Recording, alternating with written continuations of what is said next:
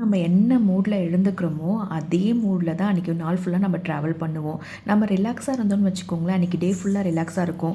இல்லை நம்ம காலையில் கொஞ்சம் அப்படியே அலைச்சலாக எல்லா வேலையும் செஞ்சோம்னா அன்றைக்கி என்னவோ தெரியாது, அன்றைக்கி டே ஃபுல்லாகவே ஒரே ப்ரெஷராகவே எல்லா வேலையும் நம்ம செஞ்சிட்ருப்போம். இங்கே பெங்களூரில் பச்சை பட்டாணி சீசனுங்க. எங்கே பார்த்தாலும் அப்படியே ஹோல்சேலில் அப்படியே மூட்டை மூட்டையாக இருக்குது. ரொம்ப சீப் ரேட்டில் கிடைக்குது.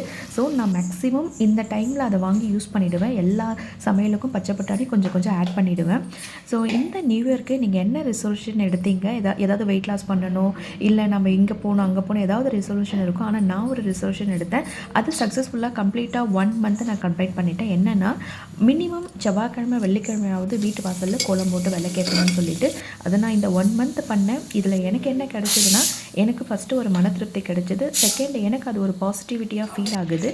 ஸோ அதை நான் இனிமேலும் கண்டினியூ பண்ணலாம், இந்த வருஷம் ஃபுல்லாக கண்டினியூ பண்ணலான்னு முடிவு பண்ணிட்டேன். ஸோ என் பையனுக்கு என்னென்னா, ஏதாவது ஒரு டாய்ஸ் வாங்கி கொடுத்தோன்னு வச்சுக்கோங்களேன், அதை வந்து ஆசை தீர தீர தீர திகட்ட விளையாடுவான். நைட்டு தூங்கும்போது கூட அதை கையில் வச்சுருந்தாங்க தூங்குவான். அவன் அந்த மாதிரி கேரக்டர். அவனுக்கு இந்த பேப்ளேட் வாங்கி கொடுத்தாரு அவங்க அப்பா.